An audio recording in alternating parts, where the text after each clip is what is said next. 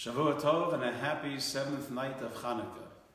Tonight's story, believe it or not, took place somewhere in the last 25, 30 years, not one of these ancient stories I usually tell. There was a gentleman in California who began to attend the lectures of Rabbi Brisky, who's a well-known Chabad lecturer in California, who attracts hundreds and hundreds of people to his obviously great lectures.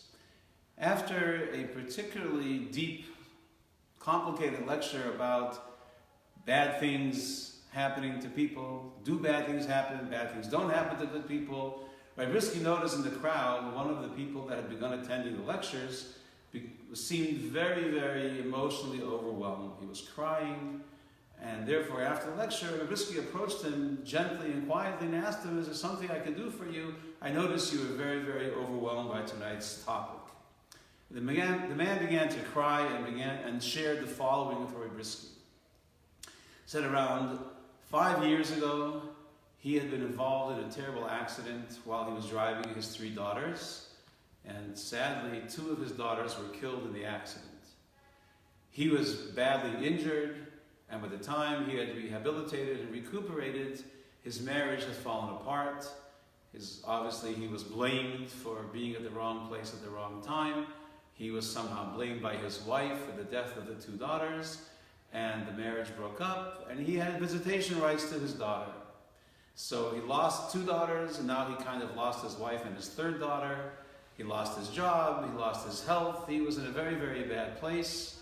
And he would see his daughter, I forget, once every 2 weeks, every so often, try to give her a good time. And one day he decided that this suffering is enough, he's going to put an end to his life. But before he does that, he's going to take out his daughter one last time. He's going to give her a really, really good night. Just take her wherever she wants to eat, wherever she wants to go, movies, restaurants, whatever it is. Let him go out after a beautiful, fun-filled night. We won't go into how much sense that makes. Anyways, he picks up his daughter and he asks her, "What do you want to do tonight?" She said, "Well, she wants to watch a movie."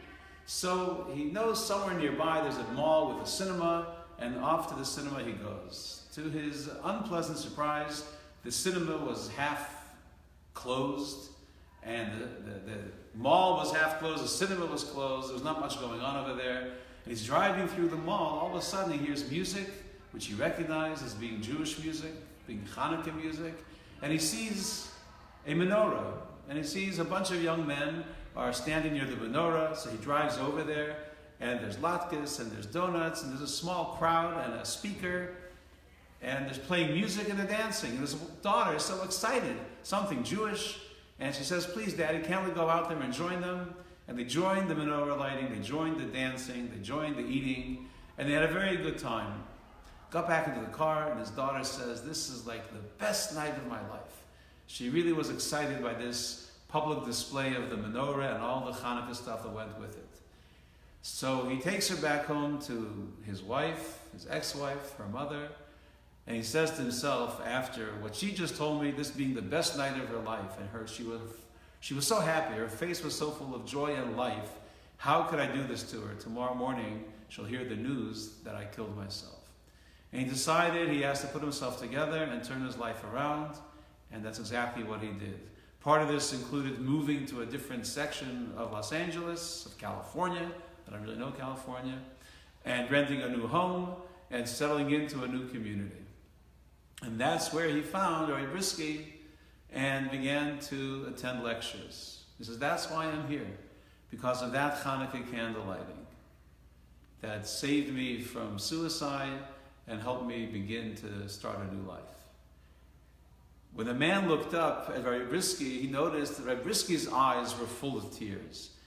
And Rabbi Brisky said, "Wait 1 minute, I must show you something." And he goes to his cabinet and he pulls out a photo album. And he opens it up, and there is a picture of Rabbi Brisky and this gentleman and his daughter all dancing around the Chanukah menorah and enjoying the music, the dancing, and all the Chanukah stuff.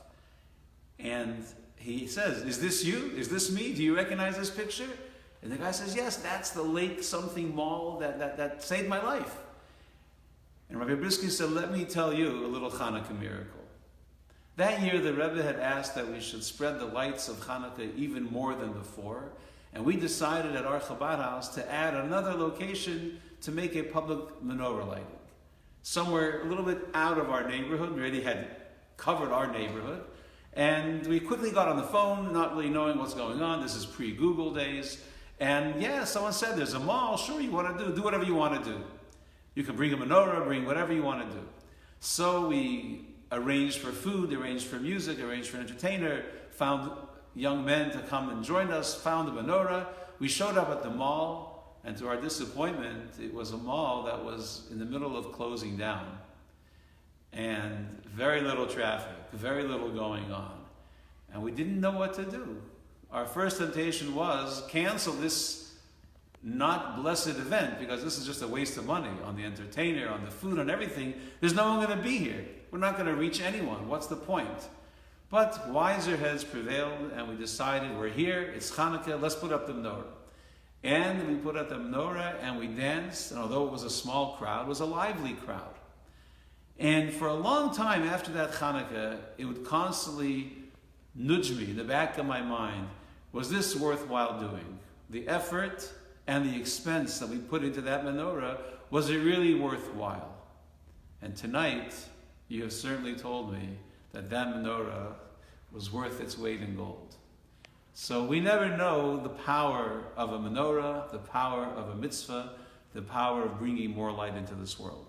Let's keep bringing more light into the world and know it has tremendous ramifications. Have a great end off of your Chanukah.